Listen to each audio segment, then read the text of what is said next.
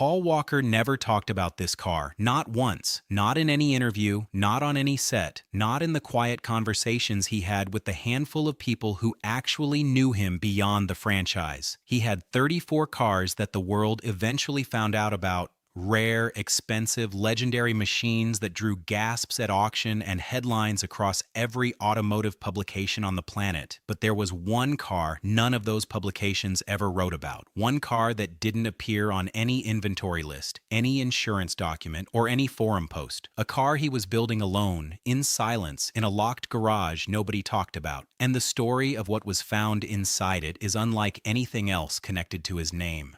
To understand why that garage mattered, you first have to understand the difference between Paul Walker, the actor, and Paul Walker, the man who showed up to car meets in dusty jeans with grease already under his fingernails. He was born in Glendale, California, into a family where cars weren't status symbols. They were conversation, they were therapy, they were Saturday mornings, and the sound of something mechanical turning over for the first time. His father, Paul Walker III, was a former sewer contractor who happened to be obsessed with machines, and the two of them spent the kind of time together that only happens in garages, the slow, quiet, focused kind where nobody needs to say much because the work does the talking. Paul grew up in the shadow of Southern California's car culture, and unlike a lot of people who grow up adjacent to something and mistake proximity for passion, he actually absorbed it. By the time he was old enough to drive, he wasn't dreaming about cars. He was already inside them, pulling things apart, understanding how they worked, and developing a taste that would eventually manifest in one of the most respected private collections in Hollywood. But the collection came later. Before the Skylines and the Supras and the rare German iron, there was just a kid who loved machines for what they were, not what they were worth. That distinction mattered enormously to him, people who spent real time with Paul in automotive circles, not fans, not press, but actual gearheads who happened to cross his path, consistently said the same thing. He was one of theirs. He'd pull up to underground meets in his R34 Skyline, not in a blacked-out SUV with a security detail, but alone, windows down, wanting to talk about cars the way people who genuinely love them do. He participated in time trials and endurance races, not because it served his image, but because it fed something in him that no film set ever could. The Fast and Furious franchise gave him a platform, but it didn't give him his love of speed. That was already there, years before any studio made an offer. What the franchise did give him was resources, and with those resources, he built something extraordinary. Over the course of his career, he amassed a collection of 34 vehicles,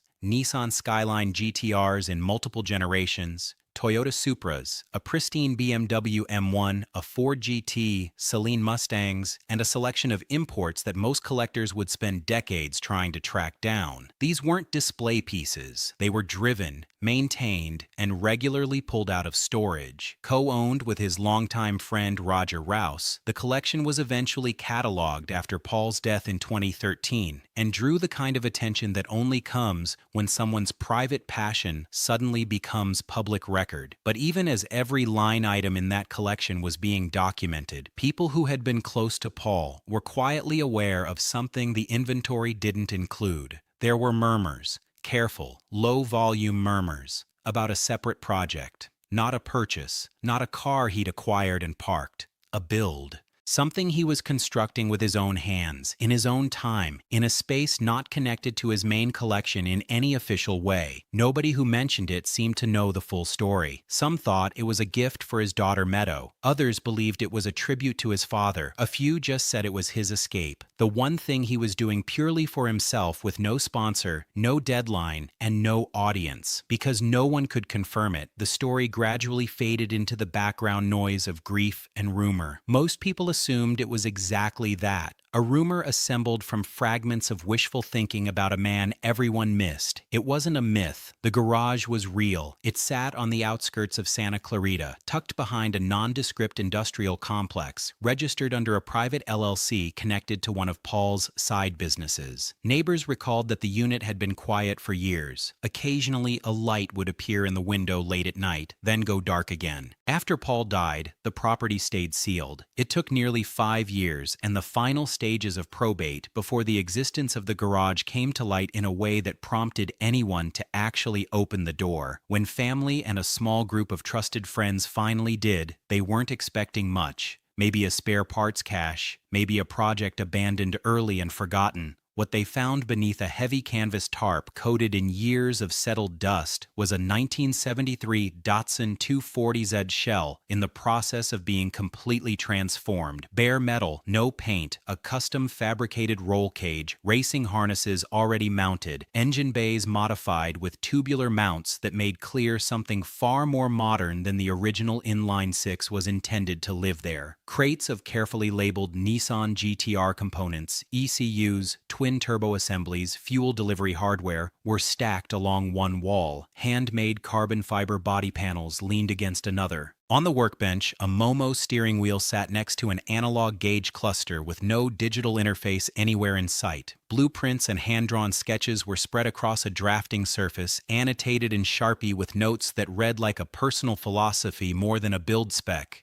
Keep weight low, all function, old soul, modern muscle. The parts told one story, the notebooks told another. Stuffed inside the half-assembled car's glove box was a worn leather notebook, the kind that looks like it's been carried around and added to at odd hours. Inside, in Paul's handwriting, were pages of tuning notes, parts lists, measurements, and between the technical entries, fragments of something more personal. One page read, "Do it the way Dad would have done it. No corners cut." Another simply said, "This one's just for me." The absence of documentation surrounding the car was as striking as the car itself. Paul Walker was meticulous. His other vehicles had full paper trails, titles, insurance records, maintenance logs, DMV registrations. The 240Z had none of that, no VIN in any database, no purchase record, no forum mentions, no photographs of him near it. It existed entirely outside the paper world, which meant he had gone out of his way to ensure it stayed invisible. He wasn't hiding it for any suspicious reason. He was protecting it from the industry he worked in, from the internet that would have immediately made it someone else's conversation, from the part of his own mind that might have felt pressure to make it something other than what he wanted it to be. The choice of the 240Z as a canvas wasn't accidental. Among car people, the early Z cars occupy a specific kind of reverence.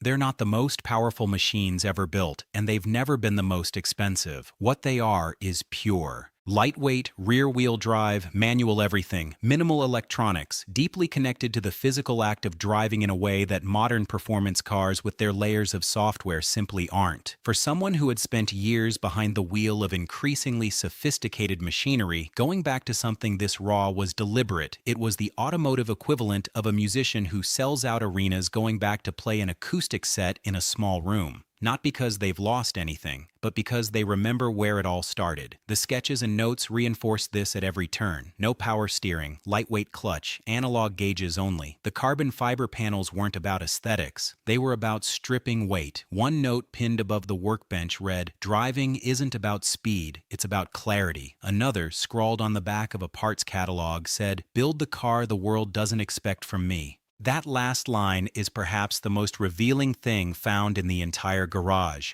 because what the world expected from Paul Walker, even the car-loving fraction of his audience, was something flashy, something loud, something that fit the aesthetic of the franchise that made him globally famous. The 240Z was none of those things. It was quiet and raw and rooted in a specific emotional history that had nothing to do with Hollywood. It was the car his father's era had loved. It was the kind of machine you fall in love with before you know enough to be impressed by price tags. It was, in the most literal sense, the beginning. A former friend who was part of the group that first entered the garage said it didn't feel like finding a car. It felt like walking into the middle of a private conversation that was never meant to have an audience. The wrench still resting on the engine cradle. The notepad open to a to-do list that would never be completed. The tires aired and ready, but never mounted. The whole space carried the particular stillness of something interrupted, not abandoned, as though whoever had been working there had simply stepped out for a moment and never came back. That image is what separates this car from every other vehicle Paul Walker ever owned. The rest of his collection was assembled. This one was in progress. It was alive in a way that finished things can never quite be, because finished things are done with, and this wasn't done. It was mid-sentence, and that incompleteness is, paradoxically, what makes it so complete as a portrait of the person building it. He never finished it. Life in his final years was full to the edges, filming back-to-back installments of the franchise, running reach-out worldwide, raising meadow, racing when he could find the time. The garage existed in the margins of all of that. Stolen hours, early mornings, late nights when the world went quiet enough to think. He told at least one friend that when the build was finally done, people would understand what he was actually about. That conversation is the closest thing to a public record the project ever had. He didn't get back to it. November 30th, 2013 took that away along with everything else, and the garage waited sealed and silent for 5 years before anyone opened the door. What was found inside wasn't a finished car. What it remains, is an honest document of a person at his most unguarded. The sketches and sticky notes and the philosophical scrawls on the backs of parts catalogs and the single sentence that said, "This one's just for me." None of that was meant for the world, which is precisely why it says more about who Paul Walker really was than anything the world was actually given access to. His movies showed a man who was fearless and fast and wholly in his element behind a wheel. That was true. But the garage shows something the movies never could. It shows a man who, at the peak of everything, still needed a room where he could close the door and just build, where the only person he was building for was himself, where the measure of a good day's work was grease on his hands and a line crossed off a handwritten list.